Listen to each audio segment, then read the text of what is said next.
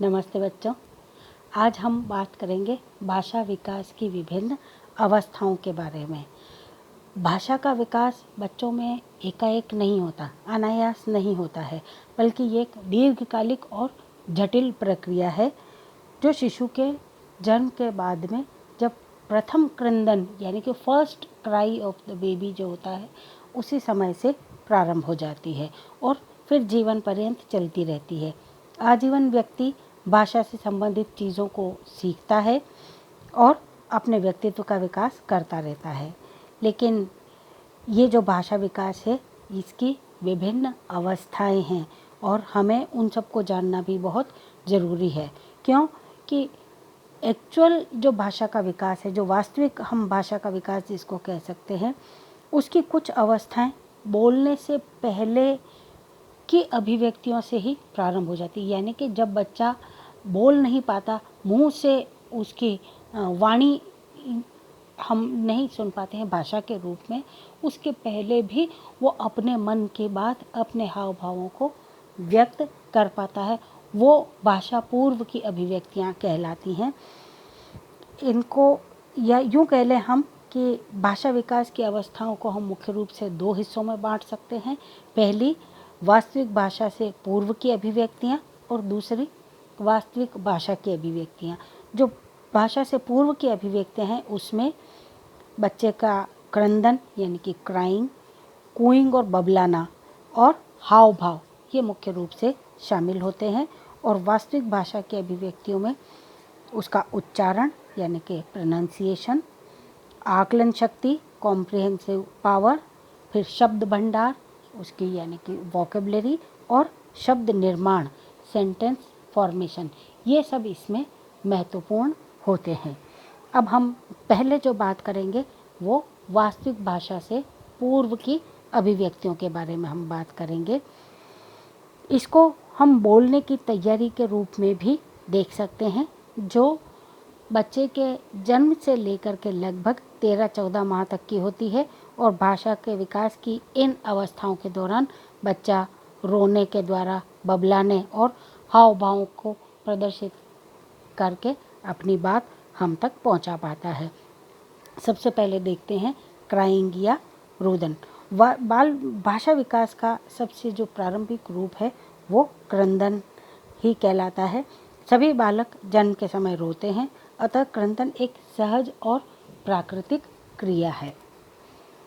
इसका कोई संवेगात्मक एवं बौद्धिक संबंध नहीं होता है कि हम सोचें कि बच्चा इस कारण से रो रहा है, उस कारण से रो रहा है। वो सब बाद की बातें। जो फर्स्ट क्राई है वो एक बहुत ही स्वाभाविक और नेचुरल प्रक्रिया होती है। जन्म के 2-3 सप्ताह तक भी बच्चा किस कारण से रो रहा है ये हम आसानी से पता नहीं लगा सकते कि वो क्यों रो रहा है, उसका क्या कारण है। उसका रोना हमेशा निरर्थक, उद्देश्यहीन और अर्थहीन होता है। वो यूँ भी रोता रहता है। कई बार बालक जब रोना प्रारंभ करता है तो बिना रुके कई मिनट तक रोता रहता है।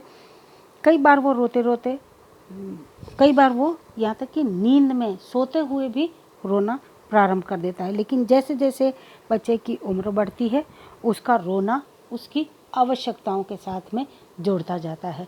जैसे भूख लगी तो रोना चालू कर देगा, कपड़े गीले किए हैं तो रोना चालू कर देगा, पॉटी की है तो रोना चालू कर देगा, या शरीर के किसी भी अंग में अगर उसको कोई तकलीफ़ है तो भी बच्चा सिर्फ और सिर्फ रो करके ही अपनी बात हम तक पहुंचा पाता है। उसका क्रंदन अब उसकी आवश्यकताओं एवं शारीरिक पीड़ाओं पर निर्भर करता है, क्योंकि उसके रोने के टोन, बारंबारता एवं अंदाज में अब हम अंतर कर सकते हैं कि इस समय जो बच्चा रो रहा है वो भूख के कारण है या कहीं उसको दर्द है या उसने कपड़े गीले किए हैं इत्यादि इत्यादि हम अब स्पष्ट रूप से पता कर पाते हैं। बालक के रोने की आवाज़ सुनकर अनुभवी माता पिता ये पता लगा लेते हैं कि बालक क्यों और किस कारण से रो रहा है।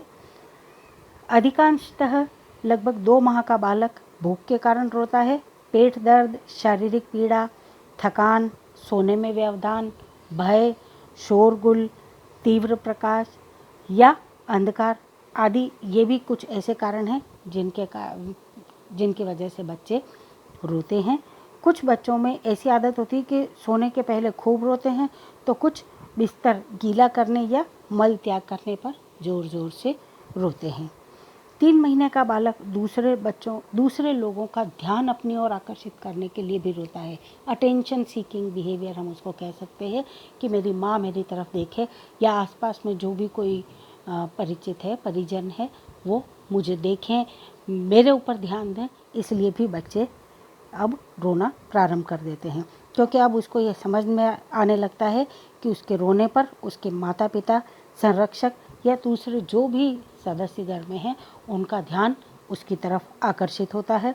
वो उसको गोद में उठाएंगे, इसीलिए वो ज़ोर ज़ोर से रोने लगता है।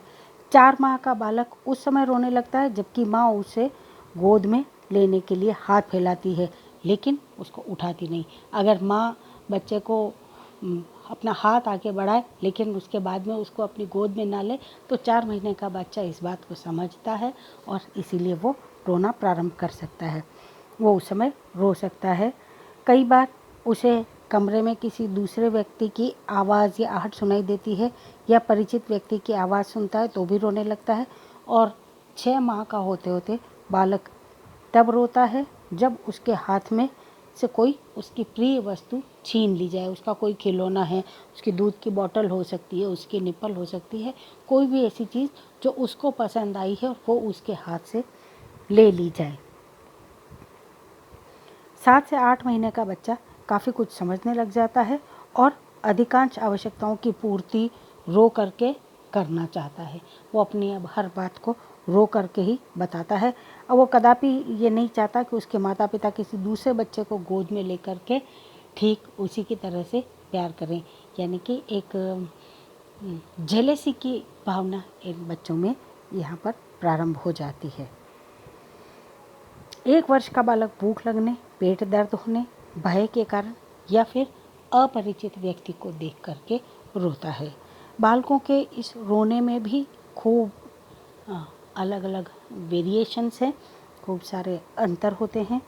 वैसे तो हम देखते हैं कि सभी बच्चे रोते ज़रूर हैं, परंतु सभी बच्चों के रोने का स्वरूप हमेशा एक जैसा नहीं होता।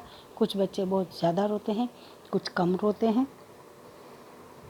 और ये बहुत कुछ इस बात पर भी निर्भर करता है कि बालकों की आवश्यकता की पूर्ति कितनी जल्दी और कितनी तीव्रता के साथ की जा रही है। माता पिता अपने बच्चे के ऊपर कितना ध्यान दे पाते हैं। अगर बालकों की जो आवश्यकता है उनकी पूर्ति तुरंत हो जाती है तो वो कम रोते हैं। इसके विपरीत जिन बच्चों की आवश्यकताओं की पूर्ति समय पर नहीं होती वो ज़्यादा लंबे समय तक रोते हैं। बच्चों को ये पता चल जाता है कि माता उसके रोने की आवाज़ को सुनकर भी काफ़ी विलम्ब से आएगी, अतः वो भूख लगने से आधे से 1 घंटा पूर्व भी रोना प्रारंभ कर देते हैं। आप देखो बच्चों का ब्रेन डेवलपमेंट, यहाँ हम बात तो भाषा विकास की कर रहे हैं, लेकिन साथ ही साथ ये भी देखिए कि बच्चे का दिमाग भी उसी तेज़ी के साथ में विकसित हो रहा है कि वो इन परिस्थितियों को अब आसानी से समझ पा रहा है कि कब उसको रोना है, कब नहीं रोना है इत्यादि। बालक रोते समय अपने हाव भाव एवं संकेतों को भी प्रदर्शित करते हैं, जिसको देख करके माता पिता या संरक्षक समझ जाते हैं कि बच्चा किस कारण से रो रहा है। जैसे भूख लगने पर बच्चा ज़ोर से रोता है, साथ ही दांत या होठ और जीभ जो भी चलाता है उस बीच में वो अपनी उंगली या अंगूठे को मुंह में ले जा करके भी चूसने लगता है, जैसे कि वो दूध पी रहा हो। भय या डर लगने पर बच्चा काफ़ी ज़ोर से चिहुक कर रोकता है, ठंड लगने पर कांपने लगता है, पेट दर्द होने पर पेट के बल लेट कर या करवट लेकर रोता है। अतः बालक जितना तेज़ रोता है उसके रोने का कारण उतना ही गंभीर होता है और माता पिता को ये बात समझ में आनी चाहिए। बालक का रोना दिन के समय पर भी निर्भर करता है। ये समय मुख्यतः उसके सोने, दूध पीने इत्यादि का होता है। जो बालक दूध पीने का समय दोपहर 12 बजे होता है तो इसके 15-20 मिनट पूर्व रोना प्रारंभ कर देता है ताकि उसको उस समय तक दूध मिल जाए। इसी प्रकार सोने से पूर्व भी कुछ बच्चे रोते हैं और फिर थक हार कर गहरी नींद में सो जाते हैं। जैसे जैसे बच्चे बड़े होते जाते हैं अब उनका रोना भी कम होता जाता है। और लगभग 10 माह का बच्चा अपने शारीरिक हाव भावों को प्रदर्शित करके तथा कुछ शब्दों का प्रयोग करके अपनी आवश्यकताओं की पूर्ति करता है, और न कि रोकर। 1.5 से 2 वर्ष का बालक बहुत ही कम रोता है, क्योंकि अब वो काफ़ी कुछ बोलना सीख चुका है। हम आगे देखेंगे कि ये बच्चे किस तरह से बोल रहे हैं। अब ये रोने की भी कुछ स्थितियां हैं, जैसे कुछ फिज़िकल कंडीशंस में बच्चों के चेंज होता है, जैसे बच्चों का चेहरा लाल हो जाता है, सांस की गति अनियमित एवं अनियंत्रित हो जाती है। बालक जितना तेज़ी से रोता है उतना ही तेज़ी से वो अपने हाथ पैरों को पटकता भी है, आँखों से आंसू निकालता है, क्योंकि अब तक उसकी अश्रु ग्रंथियाँ काफ़ी विकसित होती हैं। यहाँ बच्चों, जब हम बच्चे के रोने की बात कर रहे हैं तो कुछ उसके हानि और लाभ के बारे में भी हमको जानना अति आवश्यक है। इस बच्चे के रोने के हम पहले इसके लाभ की बात करेंगे कि बच्चे के रोने के क्या फ़ायदे होते हैं। तो शिशु के स्वास्थ्य का उत्तम विकास होता है, क्योंकि रोने के कारण से बच्चे के जो फेफड़े हैं वो बहुत तेज़ी से कार्य करते हैं, और इस कारण से ऑक्सीजनेशन जो है, ऑक्सीजन लेने की जो प्रक्रिया है वो बहुत अच्छी हो जाती है, और इस कारण से बच्चे का ब्लड सर्कुलेशन वगैरह भी, ब्लड में पूरी ऑक्सीजन पहुंचती है, और ये एक बहुत ही स्वास्थ्य की दृष्टि से एक बहुत ही अच्छी बात मानी जाती है। सामान्यतः जब शिशु रोता है तो उसकी भूख, प्यास, नींद इत्यादि विभिन्न आवश्यकताओं की पूर्ति हो जाती है। जैसा कि हम अभी बात कर रहे हैं कि बच्चा अपनी हर बात रोने के माध्यम से ही प्रदर्शित कर रहा है, तो रोने का उसको सबसे बड़ा फ़ायदा ये है कि उसकी भूख मिट रही है, या कपड़े गीले हैं तो बदले जा रहे हैं, इत्यादि इत्यादि। काफ़ी देर तक रोने के बाद में जब बच्चा थक जाता है तो उसको नींद भी गहरी आती है, और उसको भूख भी अच्छी खुलकर लगती है। इसीलिए ये भी रोने का एक लाभ है, और रोने से बालक के भीतर के संवेगात्मक तनाव दूर हो जाते हैं और बच्चा हल्का महसूस करता है। इमोशनल कैथारसिस जिसको हम कहते हैं, वो बड़ों के साथ में भी होता है, पर बच्चों में इस चीज़ का फ़ायदा ज़्यादा होता है। लेकिन साथ ही साथ इसका ये मतलब नहीं कि हमेशा बच्चों को रोना ही चाहिए, क्योंकि रोने के बहुत सारे नुकसान भी हैं। शिशु क्रंदन से जहाँ बहुत फ़ायदे हैं, वहीं बच्चों के स्वास्थ्य के लिए नुकसान भी है, ख़ास तौर से तब जब वो बहुत ज़्यादा रोता हो, या अपनी हर बात को सिर्फ रोकर ही बताता हो। रोकर ही अगर वो अपनी आवश्यकताओं की पूर्ति करवाना चाहता है तो उस कंडीशन में उसको कई बार बहुत नुकसान का भी देखना पड़ता है, क्योंकि ज़्यादा रोने से उसकी शारीरिक वृद्धि रुक जाती है। बच्चा ज़्यादा दुर्बल और कमज़ोर हो जाता है, क्योंकि उसकी जितनी एनर्जी है वो रोने चिल्लाने में ही खर्च हो जाती है। वो भरपेट खा नहीं पाता, और इसीलिए उसको गहरी नींद भी नहीं आती, और फलस्वरूप शारीरिक वृद्धि और बढ़वार जो है वो रुक जाती है। दूसरा है, शरीर का होम्योस्टेटिस गड़बड़ा जाता है। अधिक रोने से बालों को उल्टी होना, चक्कर आना, भूख प्यास नहीं लगना जैसी समस्याएं उत्पन्न हो जाती है। फिर वो बच्चा रात रात भर जागता है, रोता रहता है, जिससे शरीर का बॉडी होम्योस्टेटिस जो है वो गड़बड़ा जाता है। इसके फलस्वरूप बालक में तंत्रिका तनाव यानी कि नर्वस टेंशन की शिकायत हो जाती है, और वो अंगूठा चूसने, नाखून काटने, बिस्तर पर मलमूत्र करने जैसी हरकतें प्रारंभ कर देता है। फिर माता पिता की अभिवृत्तियाँ बदल जाती हैं। पेरेंट्स का जो एटीट्यूड है वो भी चेंज हो जाता है कि बच्चा अगर ज़्यादा बार रो रहा है तो फिर माता पिता उसके ऊपर ध्यान देना कम कर देते हैं। उनको लगता है इसकी तो आदत है, हर छोटी छोटी सी बात के लिए ये रोता है, इसीलिए माता पिता भी उस पर फिर ध्यान कम दे पाते हैं, और घर का वातावरण कलहपूर्ण हो जाता है। अगर घर में बच्चा हर वक्त रोता रहेगा तो घर का वातावरण दूषित, कलुषित एवं कलहपूर्ण हो जाता है। माता का भी काम करने में मन नहीं लगता। परिवार के दूसरे सदस्य शिशु की आवाज़ को सुनकर के चिढ़ते हैं। फलस्वरूप परिवार के सदस्यों में आपस में भी टकराव की स्थिति कई बार पैदा हो जाती है। शिशुओं के रोने के कारण वो आपस में झगड़ जाते हैं, क्योंकि कई बार हो सकता है कोई दूसरा कहीं जॉब से आया है, कोई थका हुआ है, कोई बीमार है, वो सोना चाह रहा है, और घर में बच्चा अगर लगातार रोए जा रहा है तो वो परिवार में क्लेश का कारण बन जाता है। और फिर सामाजिक समायोजन में असफलता होती है, फेलियर इन सोशल एडजस्टमेंट। ज़्यादा रोने वाले जो बच्चे होते हैं उनको हम क्राई बेबी के नाम से भी बुलाते हैं कि ये तो बच्चा है ही रोने वाला। आस पड़ोस के लोग भी बच्चे के रोने की आवाज़ को सुन सुन करके बोर हो जाते हैं और उसको देखना पसंद नहीं करते। फलस्वरूप बच्चा जो है वो सामाजिक कौशल को सीखने में भी पिछड़ जाता है, क्योंकि जब वो समाज के लोगों से घुले मिलेगा नहीं, अपने आसपास के वातावरण में, समाज में जाएगा आएगा नहीं, तो उसका सामाजिक विकास भी उससे अवरुद्ध हो जाता है। अतः उम्र बढ़ने के साथ में बालकों में जो रोने की प्रवृत्ति है उसमें कमी आनी चाहिए। इसका